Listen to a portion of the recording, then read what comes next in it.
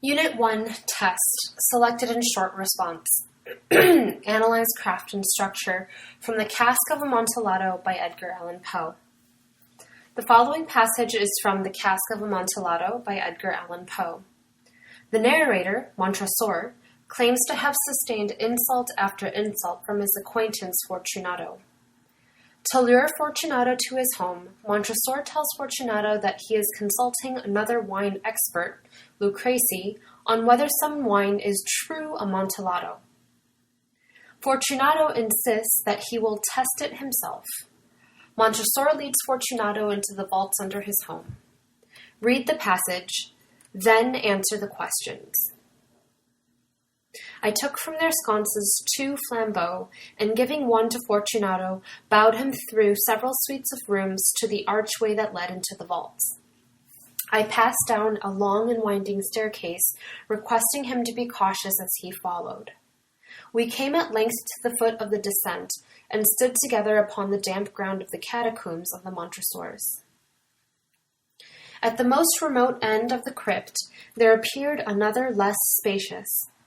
Its walls had been lined with human remains, piled to the vault overhead, in the fashion of the great catacombs of Paris. 3 sides of this interior crypt were still ornamented in this manner. From the 4th side, the bones had been thrown down, and lay promiscuously upon the earth, forming at one point a mound of some size. Within the wall, thus exposed by the displacing of the bones, we perceived a still interior crypt or recess, in depth of about 4 feet, in width 3, in height 6 or 7.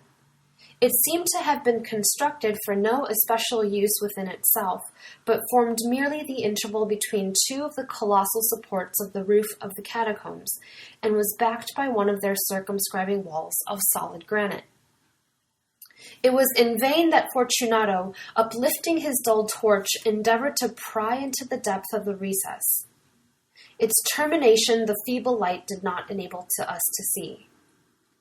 "Proceed," I said. "Herein is the Amontillado. As for Lucrezi, he is an ignoramus," interrupted my friend, as he stepped unsteadily forward, while I followed immediately at his heels. In an instant he had reached the extremity of the niche, and finding his progress arrested by the rock, stood, stupidly bewildered. A moment more, and I had fettered him to the granite.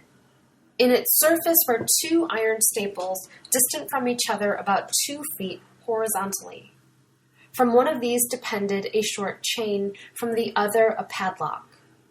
Throwing the links about his waist, it was but the work of a few seconds to secure it. He was too much astounded to resist. Withdrawing the key, I stepped back from the recess. "Pass your hand," I said, "over the wall.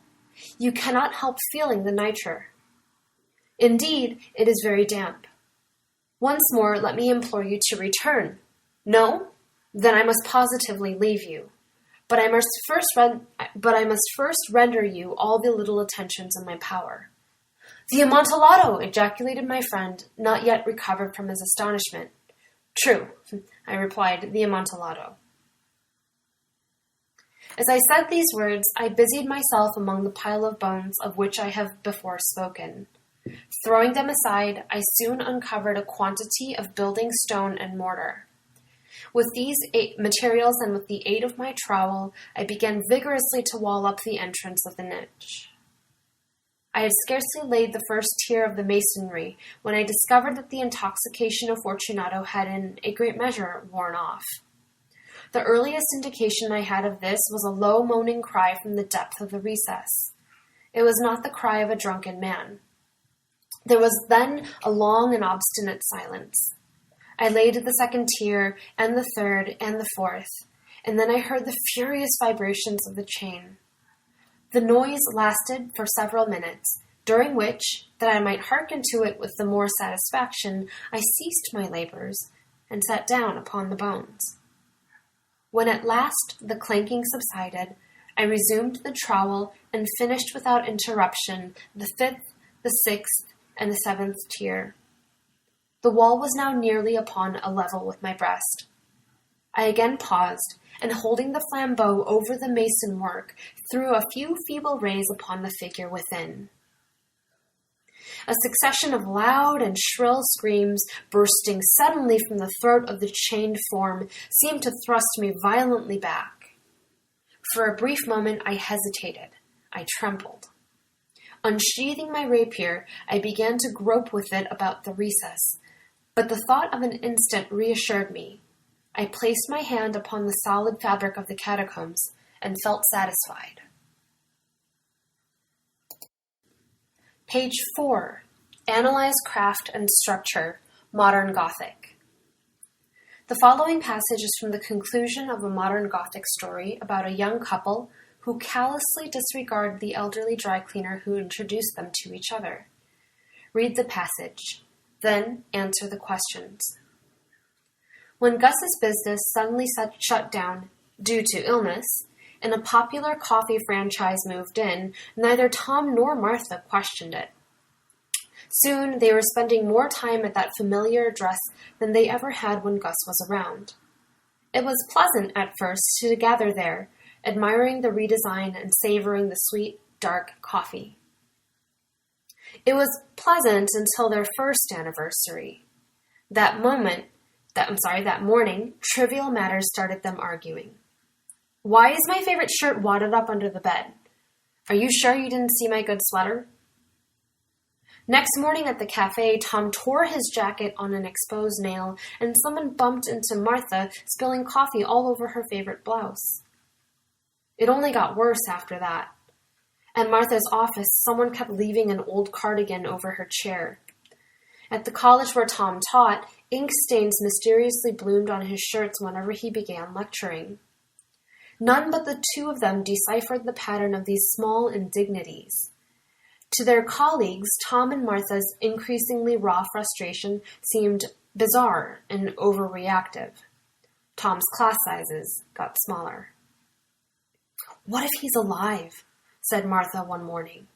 She was unemployed now, having vented her anger over that silly sweater issue once too often. People had laughed, even as they had backed away. "Who?" said Tom, glowering at his cup. When had he lost his taste for coffee? How bitter it tasted. They couldn't afford this habit now anyway.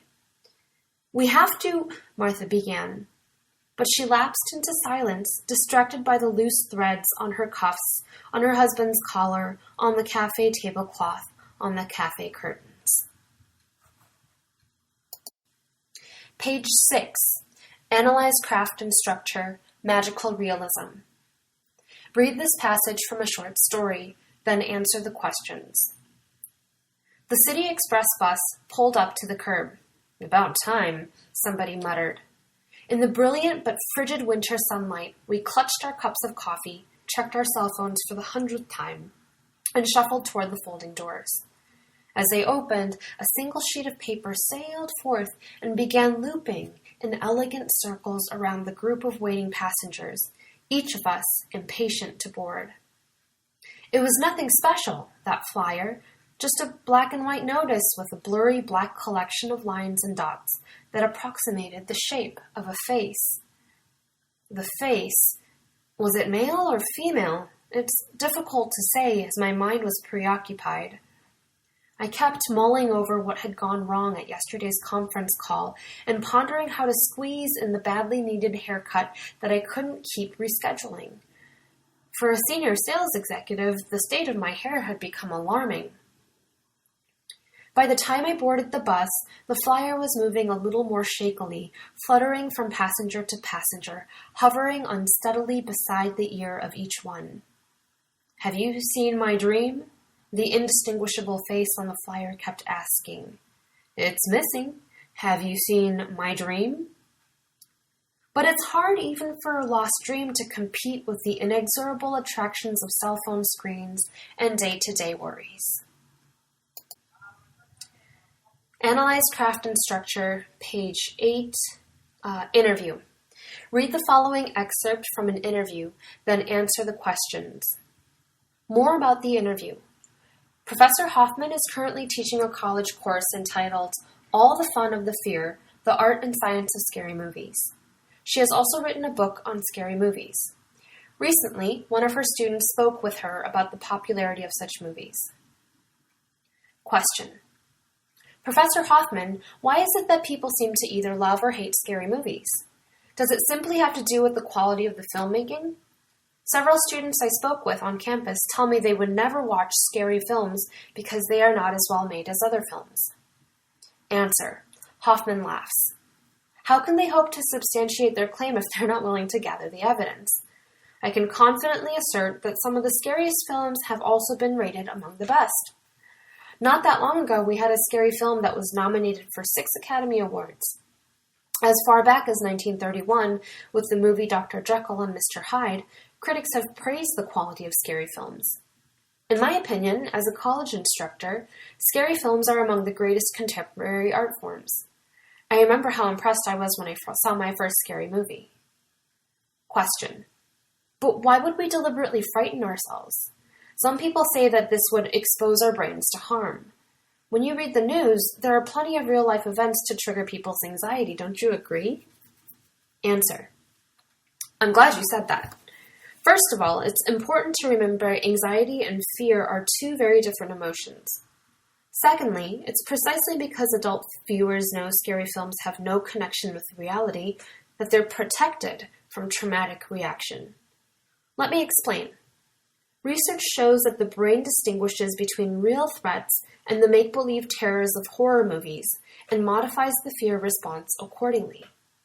Our brains can tell the difference between real and imaginary events and react appropriately to either.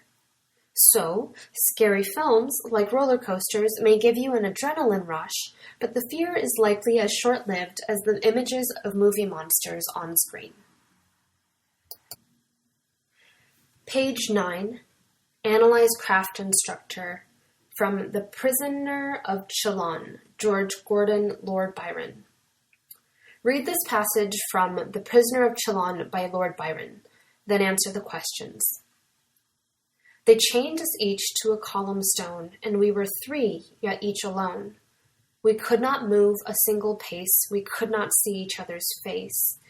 But with that pale and livid light that made us strangers in our sight, and this together, yet apart, fettered in hand, but joined in heart, 'twas still some solace in the dearth of the pure elements of earth, to hearken to each other's speech, and each turn comforter to each, with some new hope or legend old, or song heroically bold.